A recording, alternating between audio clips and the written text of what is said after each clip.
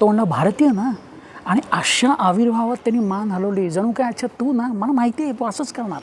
माझ्यामुळे जर माझ्या देशाचं नाव खराब होणार असेल तर त्यासारखी वाईट गोष्ट नाही. सिव्हिक सेन्सची दुसरी बाजू असते का? चला बघूया. मी स्पेनला असताना तिथल्या लोकांचा सिव्हिक सेन्स म्हणजेच मराठीत सामाजिक नीतिमूल्य ही निश्चित अनुभवली. पण आपला तिथे असतानाचं सिव्हिक सेन्सचं काय? मी तिथे अनेक भारतीयांना अपमानित होताना बघितलं आहे. हीच ती दुसरी बाजू सांगतो. मी तिथे असताना एकदा रस्ता क्रॉस करत होतो.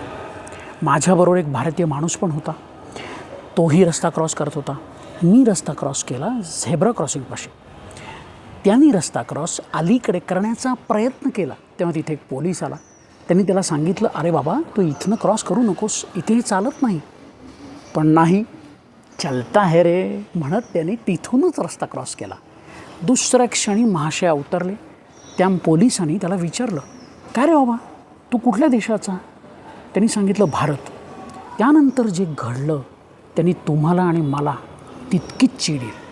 तो म्हणला भारतीय ना, आणि अशा आविर्भावात त्यांनी मान हलवली जणू काय अच्छा तू ना, मला माहिती आहे तू असंच करणार. मला त्या पोलिसाचा भयंकर राग आला. पण काय करणार, चूक आपल्याच माणसाची होती. माझ्यापेक्षाही जास्त अभिमान मला माझ्या देशाचा आहे. पण त्यामुळे माझ्यामुळे जर माझ्या देशाचं नाव खराब होणार असेल तर त्यासारखी वाईट गोष्ट नाही.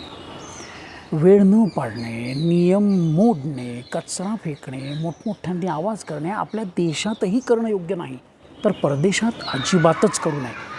तुम्हाला काय वाटतं मला कमेंटमध्ये जरूर सांगा.